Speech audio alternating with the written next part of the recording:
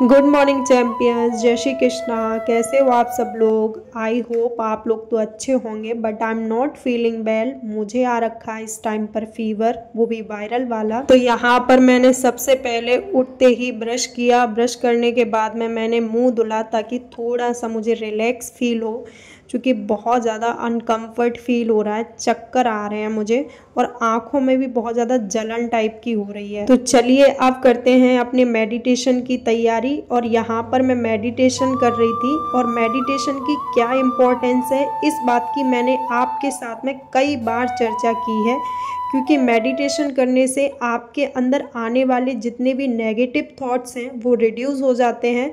आप काफ़ी ज़्यादा एनर्जेटिक फील करते हो, काफ़ी पॉजिटिव वाइब्स आने लगती हैं आपके अंदर, और आप बहुत अच्छे से अपने दिन को स्पेंड कर सकते हो काफ़ी पॉजिटिविटी के साथ में। तो इसलिए मेडिटेशन काफ़ी ज़रूरी होती है।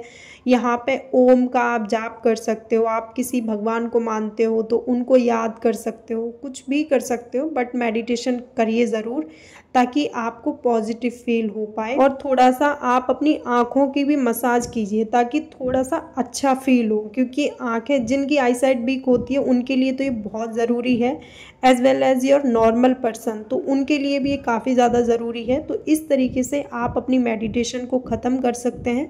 10 to 15 मिनट दीजिए अपने आप को, और 10 to 15 मिनट में रिज़ल्ट काफ़ी बेटर होगा। So guys, I want to clear one thing कि ये ब्लॉग काफ़ी ज़्यादा बड़ा नहीं होने वाला है, क्योंकि मुझे आ रहा है फीवर। और आप देख सकते हैं ये कुछ मेरी मेडिसिन है जिनको अभी मैं ले रही हूँ।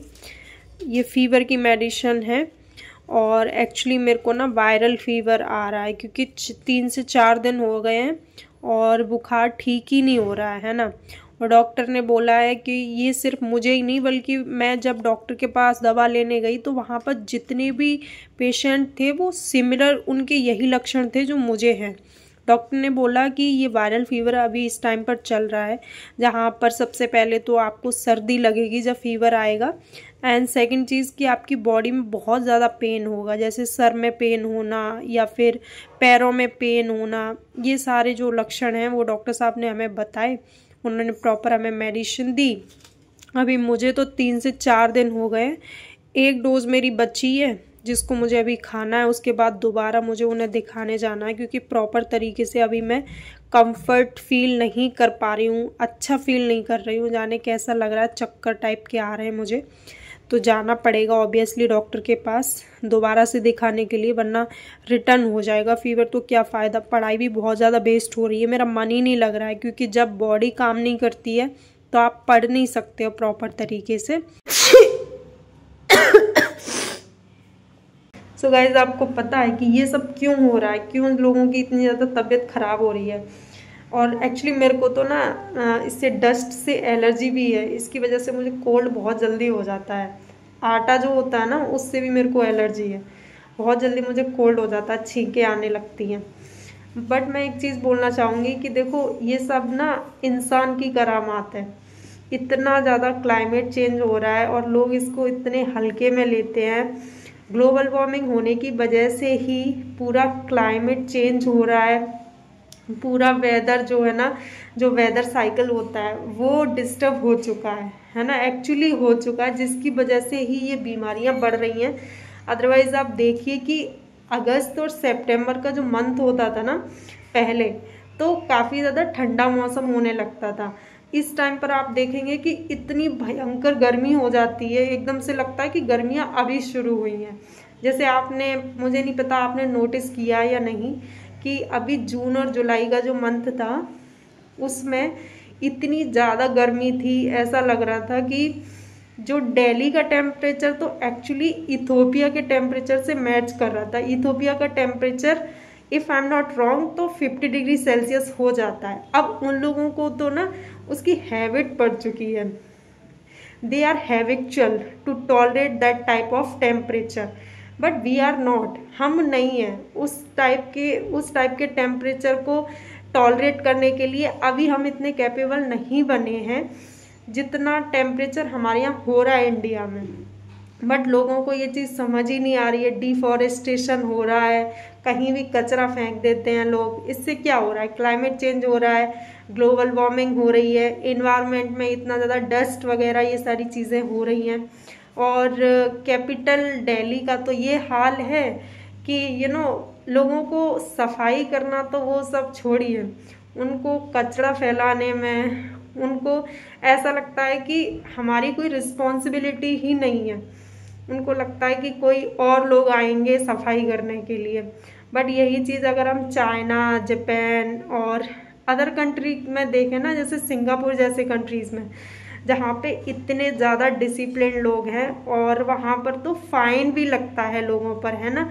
जब वो वहाँ गंदगी फैलाते हैं तो उन पर फाइन भी लगता है। लेकिन हमारी इंडिया में ये सब चीज़ें नहीं है। हमारी इंडिया में तो कहीं पे भी, इवन हमारी इंडिया में देखो आपकी हर चीज़ की पूजा की जाती है। अंधभक्ति ज़्यादा है हमारे देश में, मैं ये कहूँगी। जैसे नदियों की पूजा करते हैं हम लोग, लेकिन नदियों में ही सबसे ज़्यादा कचरा मिलेगा, सबसे ज़्यादा गंदगी नदियों में ही मिलेगी आपको, है ना। तो गाइज़ यहाँ बन रही है अपनी चाय, और मैंने डाल दिया इसके अंदर अदरक, क्योंकि अदरक के बिना तो चाय बहुत गंदी लगती है ना। तो इसलिए अब अपनी चाय बना लेते हैं पहले। और ये देखो इसका कलर लग रहा है ना एकदम मस्त, ऐसा लग रहा है जैसे ढाबे पर नहीं बनती है चाय। ऐसे एक बड़ा सा चमचा लेते हैं और ऐसे ऐसे करते रहते हैं, है ना। क्योंकि सारी चीज़ें जो भी हम इसमें ऐड ऑन करते हैं, जैसे अदरक या फिर तुलसी पत्ते, तो वो सारी चीज़ें ना मिक्स हो जाती हैं, जिसकी वजह से चाय हमारी काफ़ी ज़्यादा टेस्टी बनती है। सो गाइज़ ये कुछ नमकीन है जो मैं चाय के साथ खाने वाली हूँ, क्योंकि मीठा मुझे वैसे ही पसंद नहीं है, तो नमकीन खाने का मन कर रहा था। बेसिकली ये हमारी साइड ना इनको मठरी बोला जाता है। आई डोंट नो कि आपकी साइड इनको क्या बोला जाता है। आप जो भी इनको बोलते हैं कमेंट सेक्शन में बता सकते हैं। सो फाइनली गाइज हमारी चाय हो चुकी है रेडी। चलो इसको फिनिश कर लेते हैं, फिर उसके बाद बैठते हैं पढ़ाई करने के लिए। सो गाइज मैं अपने दिन की शुरुआत करने वाली हूँ ज्योग्राफी से, और मैं अपनी हर वीडियो में आपको बताती हूँ कि आप अपने दिन की शुरुआत उसी सब्जेक्ट के साथ में करें जो सब्जेक्ट आपको इंटरेस्टेड लगता है, ताकि आपका होल डे काफ़ी ज़्यादा प्रोडक्टिव जाए। यही रीज़न है कि मैं ज्योग्राफी की मैपिंग से अपने दिन की शुरुआत करती हूँ। तो चलिए सबसे पहले रिवाइज़ करते हैं ज्योग्राफी को, और ज्योग्राफी में भी मैपिंग मैं रिवाइज़ कर रही हूँ। तो वर्ल्ड मैपिंग अभी मेरी चल रही है, तो चलिए इससे पहले फिनिश करते हैं। पर मैं कर रही हूँ अफ्रीका कॉन्टिनेंट, और मैं यहाँ पर नोट्स इसलिए नहीं बना रही हूँ क्योंकि मेरे नोट्स ऑलरेडी बने हुए हैं। जब मेरे बने हुए नोट्स में मुझे कोई चीज़ समझ में नहीं आती है तो मैं सर की क्लासेस ऑन करके और उनसे लेक्चर्स देख लेती हूँ, ताकि मुझे अच्छे से समझ में आ जाए और प्रॉपर तरीके से मेरे दिमाग में वो चीज़ बैठ जाए।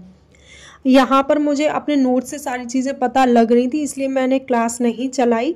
मेरे नोट्स हैं ये ज्योग्राफी के, जिसमें मैं कर रही हूँ अफ्रीका कॉन्टिनेंट और अफ्रीका की पॉलिटिकल और फिजिकल कंडीशन, दोनों को ही मैं कंप्लीट करूँगी आज ही। चाहे वो 2 घंटे का सेशन हो या 2.5 घंटे का, डजेंट मैटर, क्योंकि ये तो मुझे आज ख़त्म करना ही पड़ेगा। तो चलिए करते हैं इसे कंटिन्यू।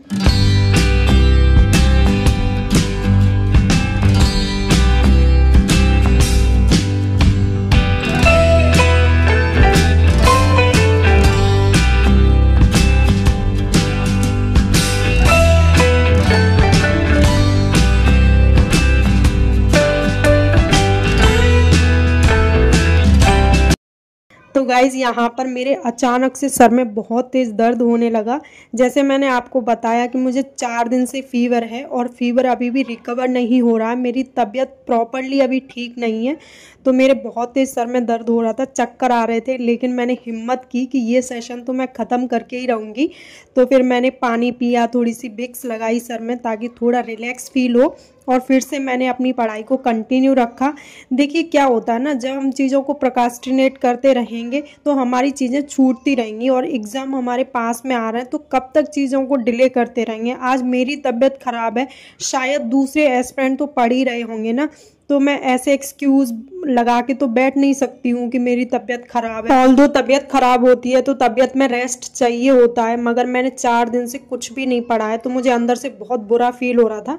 तो इसलिए आज मैंने हिम्मत की कि आज तो मैं पढ़ के रहूँगी, चाहे कितनी भी देर पढ़ाई करूँ। तो इस तरीके से मैंने अपनी पढ़ाई कंप्लीट की और यहाँ पर मेरा फाइनली 2.5 घंटे का सेशन कंप्लीट हो चुका है गाइस।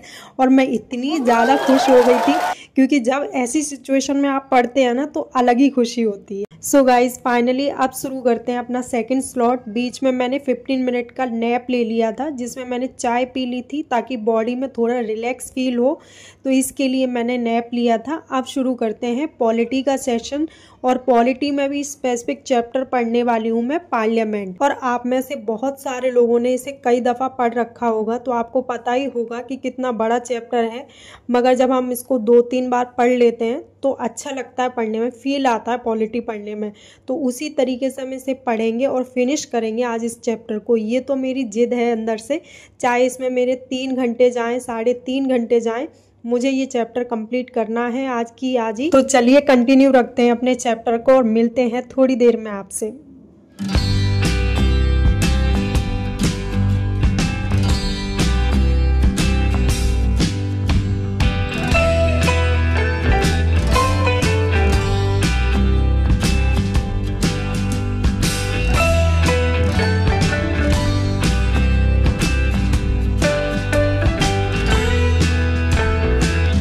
तो गाइज़ मेरी बुक में जहाँ जहाँ आपको हाईलाइट पोर्शन दिख रहा है ना, इससे आपको समझ में आना चाहिए कि ये बुक मैंने काफ़ी दफ़ा पढ़ी हुई है, क्योंकि हर एस्पिरेंट ऐसा ही करता है। 2-3 बार जब हम बुक को रीड कर लेते हैं तभी जाके हाइलाइटर का यूज़ करते हैं। तो आप भी इसी टेक्निक को अपना सकते हो।